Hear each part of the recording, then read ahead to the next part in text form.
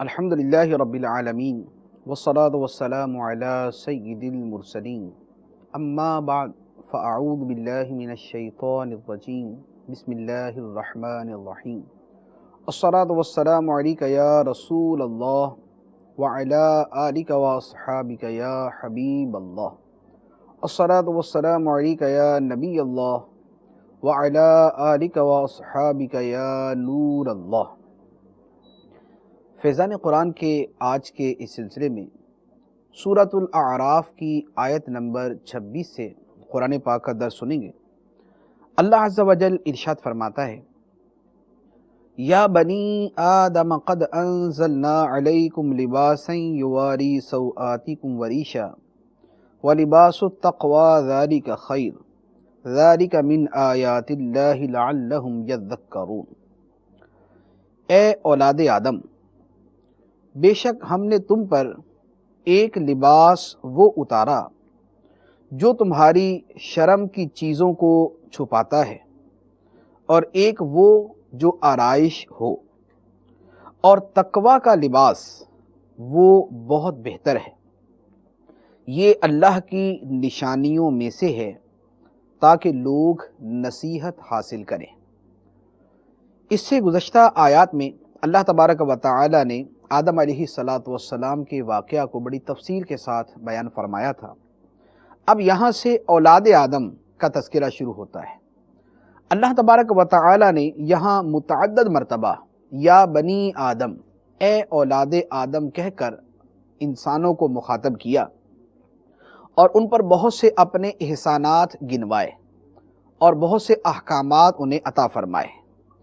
یہاں ارشاد فرمایا کہ اے اولاد آدم،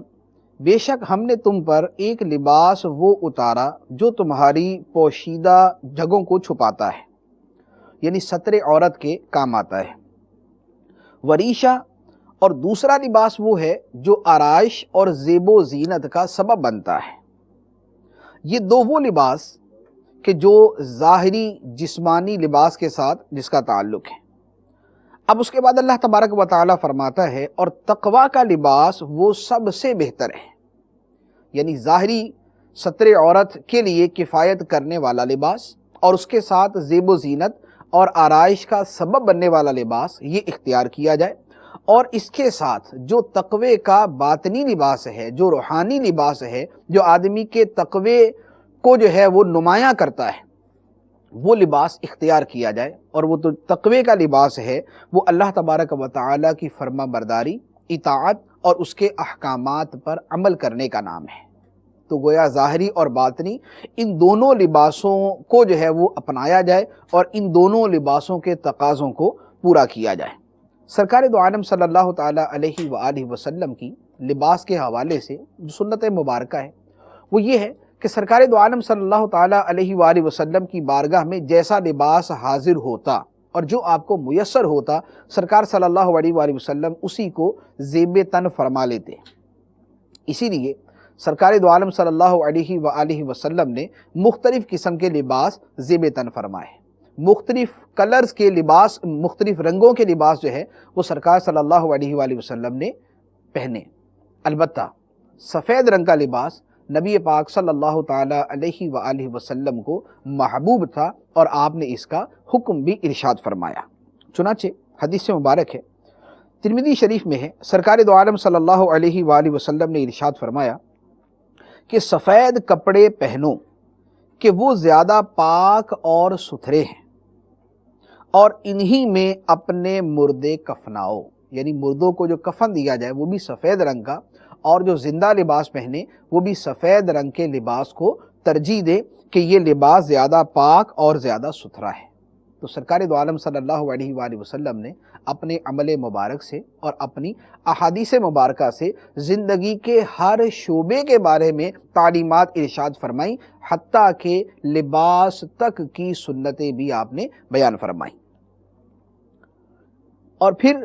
یہ جو لباس ہے اس کے بارے میں اللہ تبارک و تعالی فرماتا ہے، ذالک من آیات اللہ، یہ اللہ کی نشانیوں میں سے ہے۔ یعنی لباس جو ہے یہ کوئی معمولی چیز نہیں ہے، لباس آدمی کی زندگی کا حصہ ہے، اور بہت مرتبہ لباس آدمی کی شخصیت کا حصہ بنتا ہے۔ لباس کے ذریعے آدمی کی ایک پہچان ہوتی ہے، اس کی ججمنٹ کی جاتی ہے، اور لباس کے اوپر پورے جو ہے ایک پوری سائنس موجود ہے کہ لباس کے ذریعے آدمی کی پہچان کی جاتی ہے، لعلہم یذکرون، تاکہ لوگ نصیحت حاصل کریں۔ تو جو بھی اللہ تبارک و تعالیٰ کی نعمت ہے، اس نعمت کو اپنا کر اس پر اللہ تعالیٰ کا شکر ادا کیا جائے۔ اس کے بعد اللہ تبارک و تعالیٰ ارشاد فرماتا ہے، یا بنی آدم لا یفتننکم الشیطان کما اخرج ابویکم من الجنت ينزع عنهما لباسهما ليريهما سوآتهما إنه يراكم هو وقبيله من حيث لا ترونهم إنا جعلنا الشياطين أولياء للذين لا يؤمنون۔ اے آدم کی اولاد، تمہیں شیطان فتنے میں نہ ڈالے جیسے اس نے تمہارے ماں باپ کو جنت سے نکال دیا، ان دونوں سے ان کے لباس اتروا دیے تاکہ انہیں ان کی شرم کی چیزیں دکھائے۔ بے شک وہ شیطان خود اور اس کا قبیلہ تمہیں وہاں سے دیکھتے ہیں جہاں سے تم انہیں نہیں دیکھتے۔ بے شک ہم نے شیطانوں کو ایمان نہ لانے والوں کا دوست بنا دیا ہے۔ اس آیت مبارکہ میں کئی چیزیں اللہ تعالیٰ نے بیان فرمائی۔ پہلی بات ارشاد فرمائی کہ اے اولاد آدم، شیطان تمہیں فتنے میں نہ ڈال دے جیسے اس نے تمہارے ماں باپ کو جنت سے نکلوایا، جیسے وہ ان کے جنت سے نکلنے کا سبب بنا، تو اور ان کے ساتھ اس نے ان کو وسوسے ڈالے اور ان کے ساتھ اپنی دشمنی کا اظہار کیا۔ شیطان تمہارے ساتھ بھی اپنی دشمنی کا اظہار کرے گا، اپنی دشمنی ظاہر کرے گا، لیکن تم نے اس سے بچ کر رہنا ہے، وہ تمہیں فتنے میں نہ ڈال دے۔ اللہ تبارک و تعالیٰ کا کس قدر پیارا انداز بیان ہے کہ ہمارے باپ اور ہماری ماں حضرت آدم علیہ السلام اور حضرت حوا رضی اللہ تعالی عنہا کا حوالہ دے کر اور شیطان کا ان کے ساتھ سلوک بیان کر کے اللہ تبارک و تعالیٰ نے ہمیں یہ بات سمجھائی اور بتا دیا کہ شیطان صرف تمہارا ہی دشمن نہیں، بلکہ وہ پہلے دن سے حضرت آدم علیہ السلام کا بھی دشمن ہے جو تمہارے باپ ہیں، اور حضرت حوا رضی اللہ تعالی عنہا کا بھی دشمن ہے جو تمہاری والدہ ہیں۔ پھر اس کے ساتھ فرمایا کہ شیطان نے ان کے ساتھ کیا کیا، يَنزِعُ عَنْهُمَا لِبَاسَهُمَا، ان کے لباس اتروا دیے، یعنی اس نے وہ حرکت کی، وہ وسوسہ ڈالا کہ جس کا انجام یہ ہوا کہ بالآخر آدم و حوا کا لباس اتر گیا۔ تو گویا پتہ چلا کہ لباس کا اس انداز میں اترنا جو ہے یہ فطرت انسانی کی اصل نہیں۔ فطرت انسانی کی جو اصل ہے وہ اپنے آپ کو پردے میں رکھنا ہے، اپنے بدن کو چھپانا ہے، نہ کہ دوسروں پہ ظاہر کرنا ہے۔ لیکن شیطان نے اپنی دشمنی کا اظہار یہاں پر اس انداز میں کیا کہ وہ کام کیا کہ جس کی وجہ سے ان کے لباس اترے۔ پھر اللہ تعالیٰ نے اس کی دشمنی سے متنبہ کرتے ہوئے ارشاد فرمایا کہ اِنَّهُ يَرَاكُمْ هُوَ وَقَبِيلُهُ مِنْ حَيْثُ لَا تَرَوْنَهُمْ، کہ شیطان اور اس کا قبیلہ تمہیں وہاں سے دیکھتے ہیں جہاں سے تم انہیں نہیں دیکھتے۔ یعنی ہم تو شیطان کو نہیں دیکھتے، عام انسان جو ہے وہ شیطان کو نہیں دیکھ سکتا، لیکن شیطان اور اس کا قبیلہ انسانوں کو دیکھتا ہے جو انہیں وسوسے ڈالتا ہے۔ تو گویا یہ ہمارا وہ دشمن ہے کہ وہ دشمن تو ہمیں دیکھ رہا ہے لیکن ہم اس دشمن کو نہیں دیکھ رہے۔ اور یہ بات ہر آدمی سمجھتا ہے کہ اس دشمن کا مقابلہ کرنا جو دشمن ہمیں نظر آ رہا ہو اور جس کے وار ہم سمجھ رہے ہوں وہ آسان ہے، اور وہ دشمن کے جو ہمیں نظر نہیں آ رہا اور وہ ہمیں دیکھ رہا ہے، اس دشمن کا مقابلہ کرنا پہلے کی بنسبت مشکل ہے۔ اور شیطان وہی دشمن ہے، شیطان کا قبیلہ وہی دشمن ہے کہ جو ہمیں تو دیکھ رہے ہیں لیکن ہم ان کو نہیں دیکھ رہے۔ اس لیے شیطان سے ہوشیار رہنے کی حاجت یہ بہت ہی زیادہ ہے۔ اسی لیے بزرگان دین نے اس کے اوپر بڑی تفصیل کے ساتھ جو ہے وہ کلام بھی فرمایا ہے، اور ایک بڑی پیاری بات بھی ارشاد فرمایا کہ ہم شیطان کو نہیں دیکھ رہے اور شیطان ہمیں دیکھ رہا ہے۔ شیطان خدا کو نہیں دیکھ رہا اور خدا شیطان کو دیکھ رہا ہے، تو ہم اس اللہ کی پناہ طلب کریں کہ جو شیطان کو دیکھ رہا ہے لیکن شیطان اسے نہیں دیکھ رہا۔ یعنی اعوذ باللہ من الشیطان الرجیم، یا اس طرح کی اور جو دعائیں ہیں، جو ادعیہ ہیں، جو اللہ تعالیٰ کی بارگاہ میں عرض کی جاتی ہیں کہ اے اللہ، شیطان ایک دشمن ہے جسے ہم دیکھ نہیں پا رہے، تو ہم تیری پناہ میں آتے ہیں کہ تو اس سے ہمیں محفوظ رکھ۔ پھر شیطان کے جو وار ہیں، جو اس کی دشمنی ہیں، جو اس کے طریقے ہیں وسوسہ ڈالنے کے، گمراہ کرنے کے، بری راہ پہ لانے کے، گناہوں کی طرف لے جانے کے، یہ قرآن پاک کے اندر بھی بیان فرما دیے گئے، احادیث مبارکہ کے اندر بھی بیان ہو گئے، بزرگان دین نے بھی اس کو بیان کر دیا۔ تو اب ان کے ذریعے آدمی پہچان لیتا ہے کہ اس وقت شیطان میرے اوپر حملہ کر رہا ہے یا کیا کر رہا ہے۔ نماز کا وقت ہے، آدمی نماز کی طرف نہیں جا رہا، اس کا دل نہیں کر رہا، دوسرے کام میں مشغول ہے، نماز کی طرف جانے کو دل نہیں کر رہا ہے، تو اس کا مطلب ہے کہ شیطان نے اس کو وسوسہ ڈالا ہوا، شیطان اپنی کارروائی کر رہا ہے۔ نیکی اور بدی دونوں راستے موجود ہیں، نیکی کو چھوڑ کے بدی کی طرف جا رہا ہے، تو اس کا مطلب ہے کہ شیطان اپنی کارروائی کر رہا ہے۔ حلال و حرام دو راستے موجود ہیں، حلال چھوڑ کے حرام کی طرف جا رہا ہے، تو پتہ چلا شیطان اپنی کارروائی کر رہا ہے، وہ اپنا وار دکھا رہا ہے۔ تو کسی بھی گناہ کی طرف جب آدمی کی رغبت ہوتی ہے، وہ گناہ کی طرف جاتا ہے، تو اس کا مطلب ہے کہ شیطان نے اپنا کام شروع کیا ہوا ہے۔ تو اب اس وقت آدمی سمجھ لیتا ہے کہ اس وقت میرا دشمن، اور جو سب سے بڑا دشمن ہے اور نظر نہ آنے والا دشمن ہے، وہ اپنا کام کر رہا ہے، تو اب مجھے اس کے وار سے بچنا ہے، اس سے ہوشیار رہنا ہے۔ اور جو اس وقت اپنے نفس پہ قابو رکھنے والا اور اپنے آپ کو شیطان کے وار سے بچانے والا ہے، وہ مومن کامل ہے، وہ کامل مسلمان ہے۔ پھر اللہ تعالیٰ نے فرمایا کہ اِنَّا جَعَلْنَا الشَّيَاطِينَ أَوْلِيَاءَ لِلَّذِينَ لَا يُؤْمِنُونَ، ہم نے شیطانوں کو ایمان نہ لانے والوں کا دوست بنا دیا۔ تو شیطان اور جو ایمان نہ لانے والے ہیں، یہ آپس میں دوست ہیں۔ شیطان ان کے ساتھ اپنی دوستی ظاہر کرتا ہے، جبکہ حقیقت میں ان کا بھی دشمن ہے۔ اور جو کافر ہیں وہ تو شیطان کے ظاہر کے اندر بھی دوست ہیں، باطن کے اندر بھی دوست ہیں۔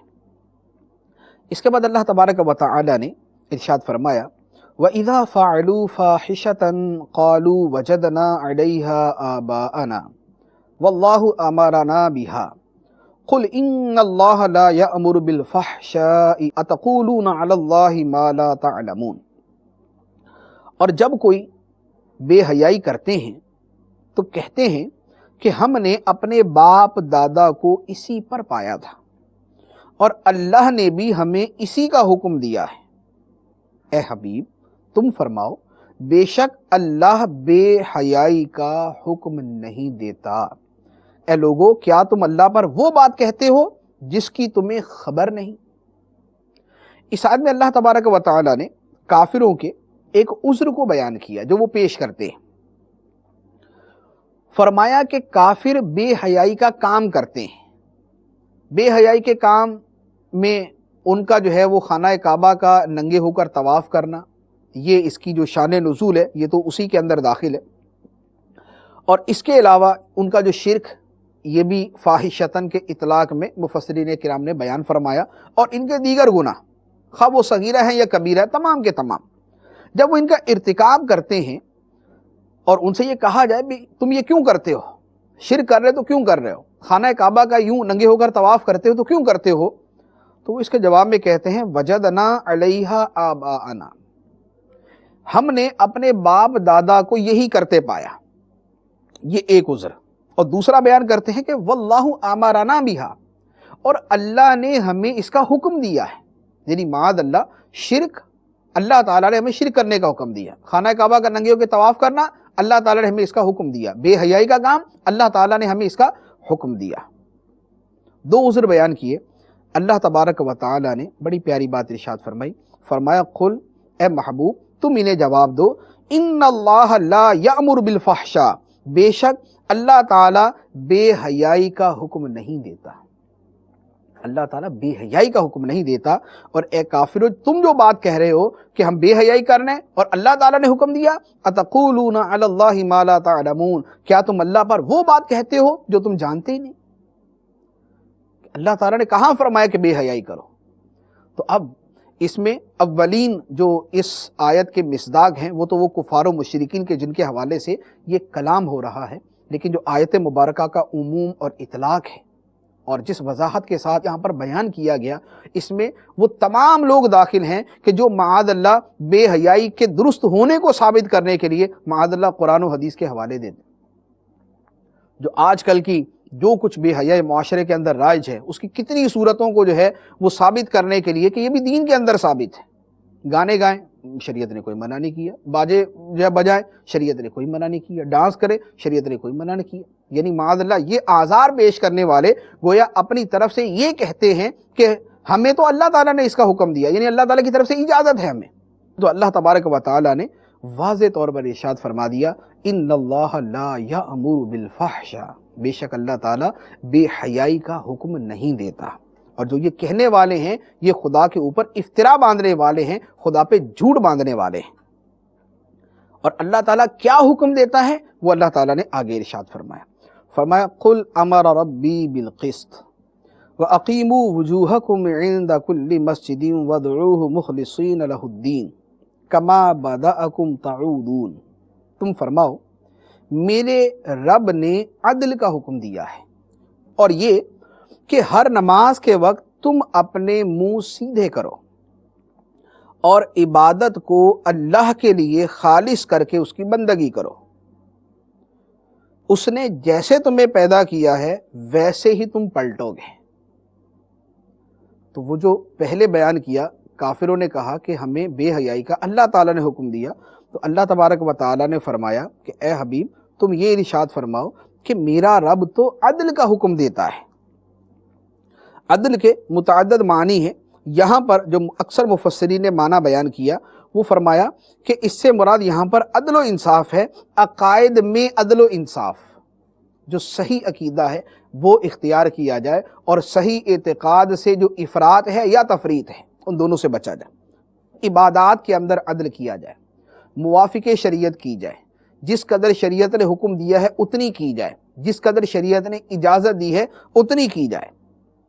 معاملات میں عدل کیا جائے، بادشاہ عدل کرے، فقیر انصاف کرے، اپنی اولاد کے ساتھ انصاف کا معاملہ کیا جائے، رشتہ داروں کے ساتھ، اپنے نفس کے معاملے میں انصاف کا جو ہے وہ طریقہ اختیار کیا جائے، تو اللہ تعالیٰ تو اس کا حکم دیتا ہے، بے حیائی کا حکم نہیں دیتا۔ اور دوسری بات ارشاد فرمائی اور تم اپنے منہ سیدھے کرو نماز کے وقت۔ امام مجاہد نے اس کا معنی ایک تو یہ بیان فرمایا کہ نماز کے وقت اپنے چہرے خانہ کعبہ کی طرف سیدھے کرو، ایک تو یہ معنی، اور دوسرا معنی یہ بھی بیان کیا گیا کہ اپنے سجدے خالص اللہ کے لیے کرو۔ یہ تقابل چل رہا ہے اس بے حیائی والے حکم کا کہ اللہ تعالیٰ بے حیائی کا حکم نہیں دیتا، اللہ کے احکام تو یہ ہیں، مسجدوں کے، نمازوں کے، عبادت کے، اخلاص کے، اللہ تعالیٰ کی طرف جھکنے کے، اللہ تعالیٰ کی بارگاہ میں حاضر ہونے کے، اللہ تعالیٰ کا حکم تو یہ ہے۔ اور وہ بھی پھر کیسے؟ مخلصین لہ الدین، اللہ کے لیے دین کو خالص کرتے ہوئے، اولاً تو شرک سے بچتے ہوئے کہ عبادت اور شان معبودیت کو اللہ تعالیٰ کے لیے خاص کر دیا جائے کہ معبود اللہ تعالیٰ ہی کی ذات ہے، اور دوسرا جو اخلاص ہے کہ اللہ تعالیٰ کی رضا کے حصول کے لیے عبادت کی جائے، اس میں کوئی دوسرا مقصد نہ ہو، مخلوق میں واہ واہ کے لیے، مخلوق میں عزت حاصل کرنے کے لیے، لوگوں کی نظر میں اچھا ہونے کے لیے ان فاسد نیتوں کے ساتھ عبادت نہ ہو، بلکہ اللہ تعالیٰ کی خالصتاً رضا کی نیت سے عبادت کی جائے۔ اخلاص کی جو ہے وہ تاکید کے اوپر حاصل کرنے اور اس کی جو اہمیت کے اوپر، اور اخلاص کا جو برخلاف ہے یعنی ریاکاری، اس کی مذمت کے اوپر کثیر احادیث مبارکہ ہیں جو ہم سنتے رہتے ہیں کہ اعمال کا دار و مدار نیتوں پر ہے۔ اگر نیت اللہ کے لیے ہے تو اس کا ثواب ملے گا، اور اگر نیت اللہ کے لیے نہیں ہے بلکہ کسی اور کے لیے ہے تو پھر اللہ تعالیٰ کی بارگاہ سے اس کا ثواب نہیں ملے گا۔ اسی آیت میں پھر ارشاد فرمایا کما بدأکم تعودون، اس نے جیسے تمہیں پیدا کیا ہے ویسے ہی تم پلٹو گے۔ اس آیت کے دو معنی بیان کیے گئے۔ ایک معنی تو یہ بیان کیا گیا کہ اللہ تعالیٰ نے ابتدا ہی سے بنی آدم میں سے بعض کو مومن اور بعض کو کافر پیدا فرمایا، پھر قیامت کے دن اللہ تعالیٰ انہیں ویسے ہی لوٹائے گا جیسے ابتدا میں پیدا فرمایا تھا، مومن مومن بن کر اور کافر کافر بن کر، یعنی کسی کا جو شروع کا زمانہ ہے وہ حالت اسلام کا تھا اور بعد میں وہ کافر ہو گیا، یا شروع کا زمانہ حالت کفر کا تھا بعد میں مسلمان ہو گیا، تو وہ جو تقدیر الہی میں اور علم الہی میں ہے وہ یہ تھا کہ وہ بطور مومن ہی کے پیدا ہوا اور اسی کے طور پہ وہ قیامت کے دن اٹھایا جائے گا، اور جو اللہ تعالیٰ کے علم کے اندر کافر تھا وہ بطور کافر ہی کے پیدا ہوا اور اب وہ کافر کے طور پر ہی اٹھایا جائے گا۔ تو اس میں تھوڑا سا عقیدے کے اعتبار سے باریکی ہے اور اس میں ایک دقیق بحث ہے، اس سے جو ہے وہ قطع نظر کرتے ہوئے کلام کرتا ہوں کہ ایک وہ اپنی جگہ کہ اللہ تعالیٰ نے ہر ایک کو فطرت پر پیدا کیا، وہ حق قبول کرتا ہے، اس کے اندر حق قبول کرنے کی صلاحیت موجود ہے،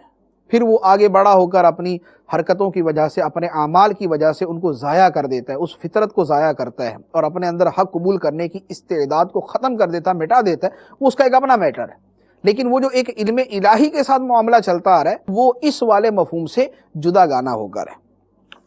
تو ایک مفہوم تو اس آیت مبارکہ کا یہ بیان کیا گیا۔ دوسرا مفہوم یہ بیان فرمایا کہ جس طرح انسان ماں کے پیٹ سے پیدا ہوتا ہے، قیامت کے دن جب وہ قبر سے اٹھایا جائے گا تو وہ اسی حالت میں اٹھایا جائے گا، یعنی جیسے انسان پیدا ہوتے وقت ننگے پاؤں ننگے بدن بغیر ختنہ کے ہوتا ہے، قیامت کے دن اللہ کی بارگاہ میں جب حاضری ہوگی تو اسی حالت میں ہوگی۔ چنانچہ بخاری شریف کی حدیث مبارک ہے، سرکار دو عالم صلی اللہ علیہ وآلہ وسلم نے ارشاد فرمایا کہ تم قیامت میں ننگے پاؤں ننگے بدن اور ختنہ کے بغیر اٹھائے جاؤ گے، یعنی جو عام مخلوق ہے وہ اس حالت کے اندر اللہ تعالیٰ کی بارگاہ میں پیش ہوگی۔ اس کے بعد ارشاد فرمایا فریقاً ہدا و فریقاً حق علیہم الضلالہ انہم اتخذوا الشیاطین اولیاء من دون اللہ ویحسبون انہم مہتدون۔ ایک گروہ کو ہدایت دی اور ایک فرقے پر گمراہی ثابت ہو گئی، انہوں نے اللہ کو چھوڑ کر شیطانوں کو دوست بنا لیا ہے اور سمجھتے یہ ہیں کہ یہ ہدایت یافتہ ہیں۔ یعنی آیت میں فرمایا کہ تمام لوگ ایمان نہیں لائیں گے، کچھ ایسے ہیں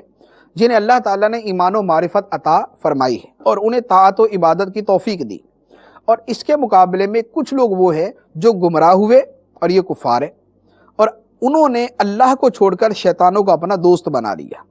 شیطان کو دوست بنانے کا مطلب کیا ہے؟ شیطان کو دوست بنانے کا مطلب اس کی اطاعت کرنا، اس کے کہے ہوئے راستے پر چلنا، اس کی فرما برداری کرنا، گناہ، معصیت، گمراہی، کفر، جس راستے پر شیطان چلائے اس راستے پر اس کی مانتے ہوئے چلتے جانا، یہ شیطان کے ساتھ دوستی کا نام۔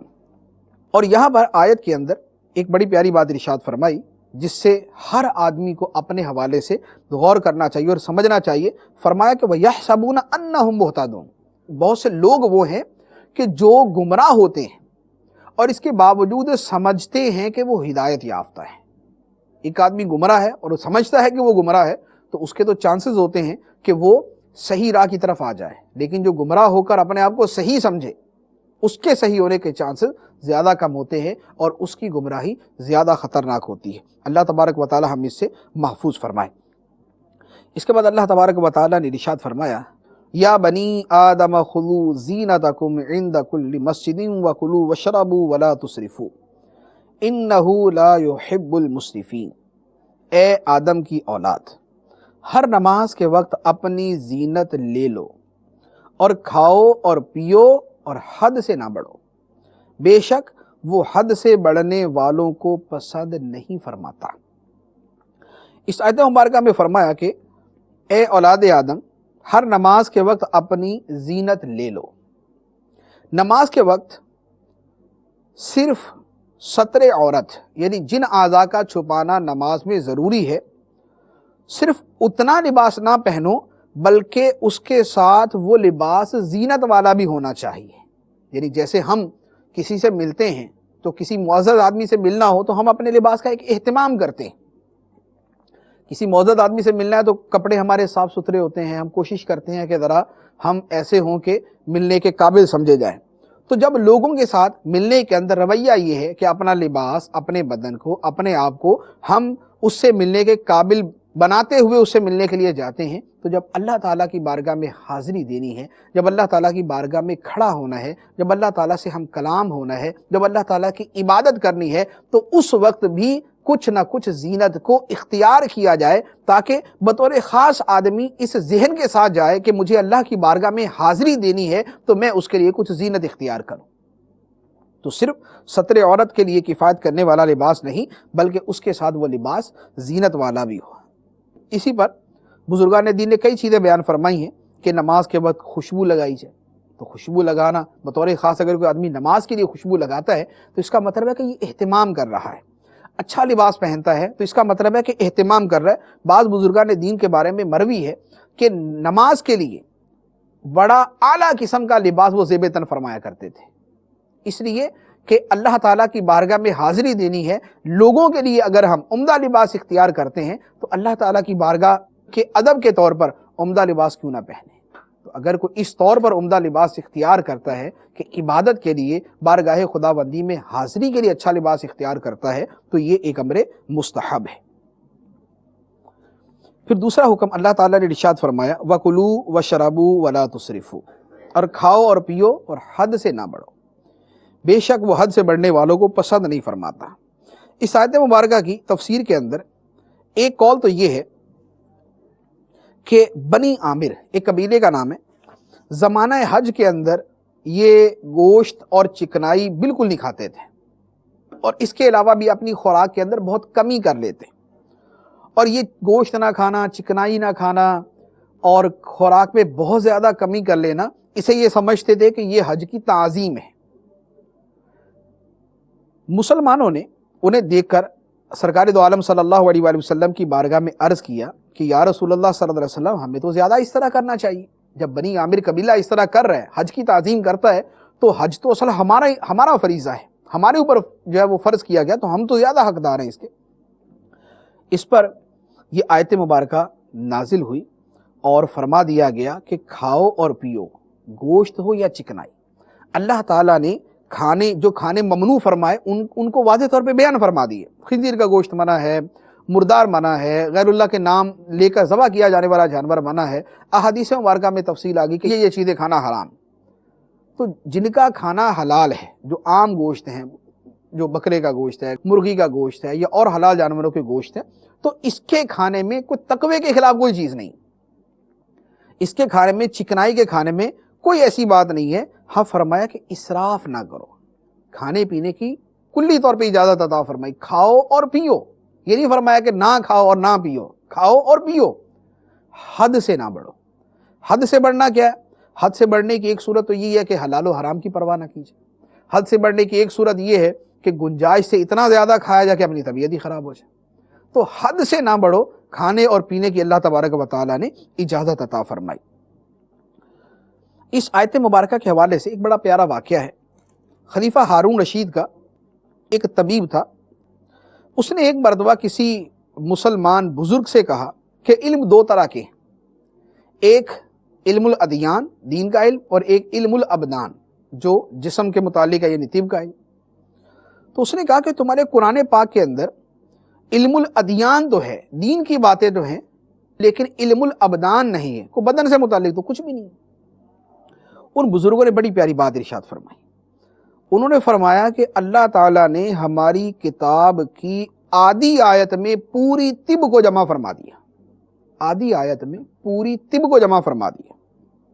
وہ عیسائی طبیب حیران ہو کر اس نے پوچھا کہ وہ کون سی؟ فرمایا کہ وہ اللہ تعالیٰ کا یہ فرمان کلو وشربو ولا تسرفو، کھاؤ اور پیو اور حد سے نہ بڑھو۔ کھانے پینے میں اعتدال رکھنا اپنے آپ کو صحت مند رکھنے کا سب سے اہم اور سب سے مفید ترین طریقہ ہے۔ بیماری آتی ہی تب ہے کہ جب آدمی کھانے کے اندر بے اعتدالی کرتا ہے، بہت کم کھاتا ہے، غلط چیزیں کھاتا ہے، بہت زیادہ کھاتا ہے، خراب چیزیں کھاتا ہے، تو اس کی طبیعت خراب ہوتی ہے۔ تو اگر کھانے پینے کے اندر اعتدال رہے تو آدمی کی طبیعت صحیح رہتی ہے، اور یہ فرمایا کہ یہ پوری طب ہے جو اللہ تبارک و تعالیٰ نے قرآن پاک کی اس آیت مبارکہ میں بیان فرما دی۔ اس کے بعد اگلی آیت کے اندر اللہ تبارک و تعالیٰ ارشاد فرماتا ہے قل من حرم زینۃ اللہ التی اخرج لعبادہ والطیبات من الرزق قل ہی للذین آمنوا فی الحیاۃ الدنیا خالصۃ یوم القیامہ کذالک نفصل الآیات لقوم یعلمون۔ تم فرماؤ اللہ کی اس زینت کو کس نے حرام کیا جو اس نے اپنے بندوں کے لیے پیدا فرمائی،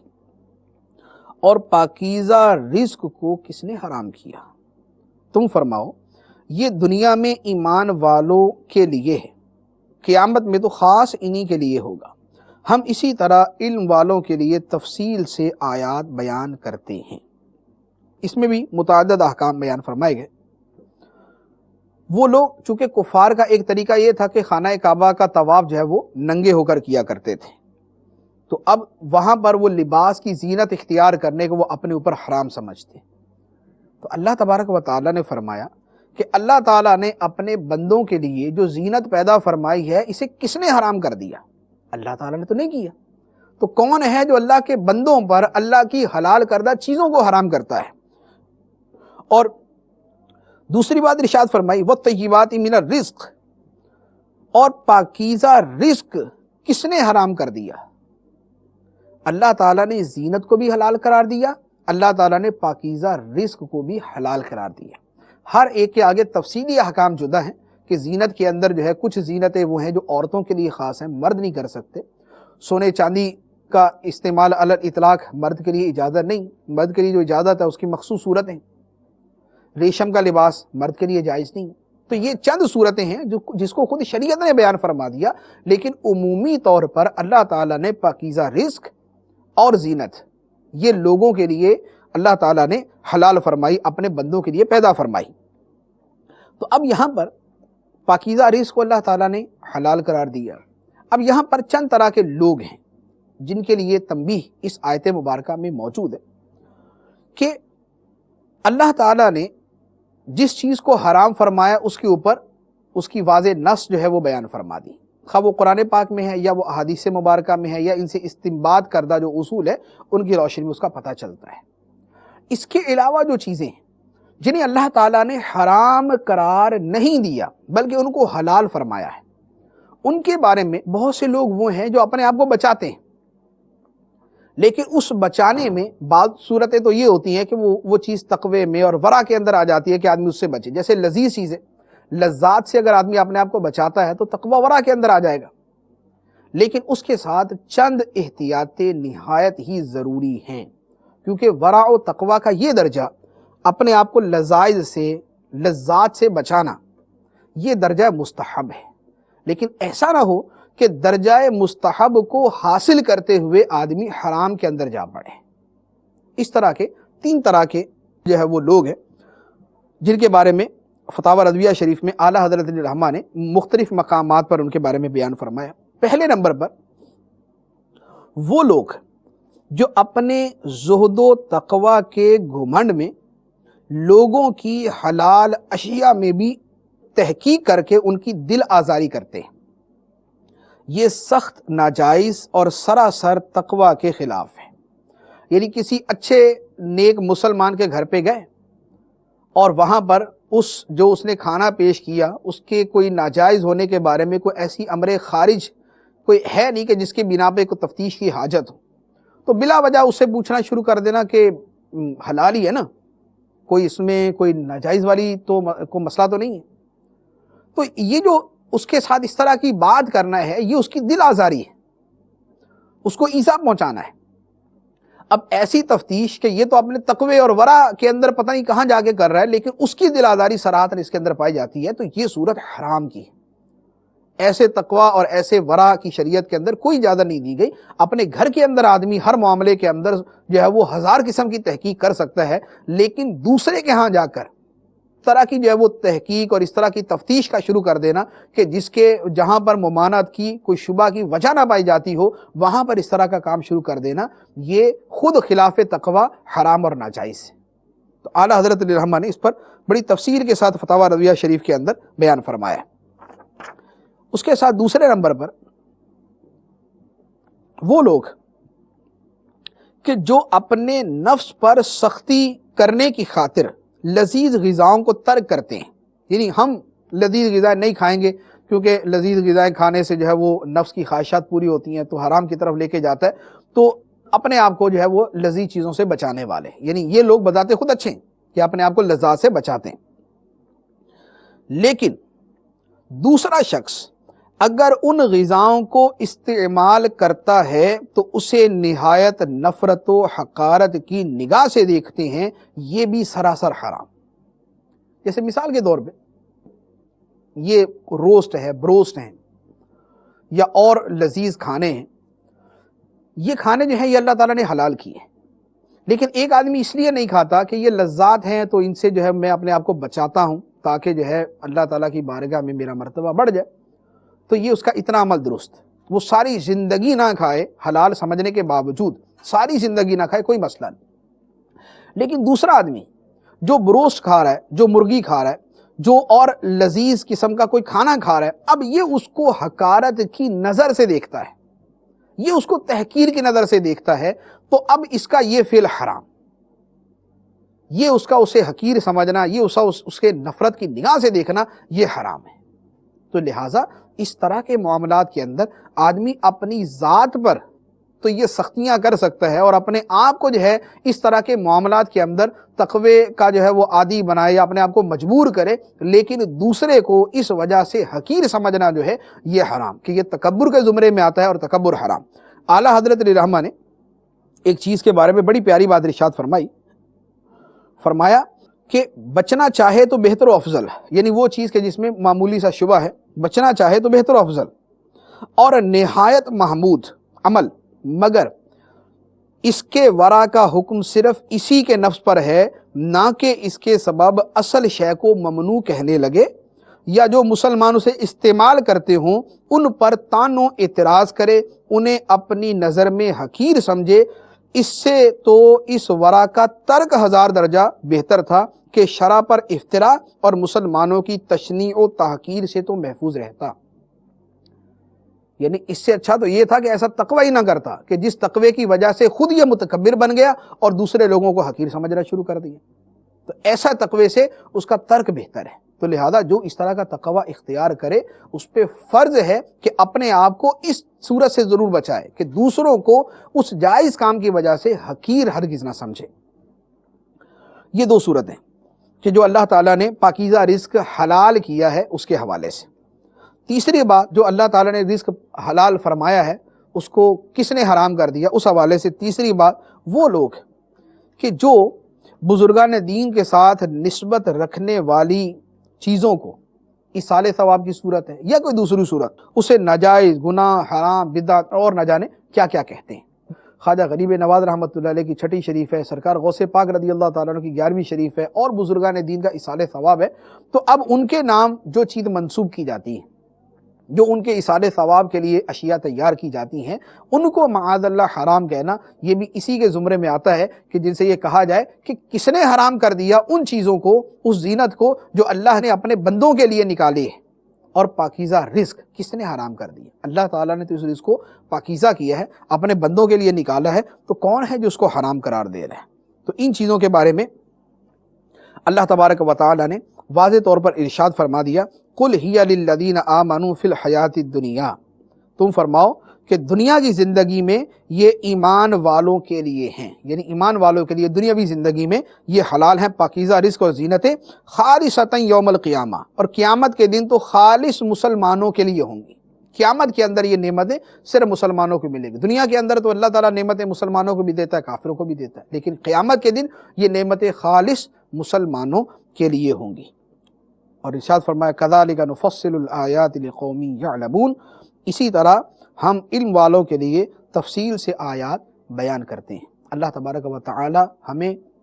ان احکام کو سمجھنے، قرآن پاک سمجھنے اور اس پر عمل کرنے کی توفیق عطا فرمائے۔ آمین بجاہ النبی الامین صلی اللہ تعالی علیہ وسلم۔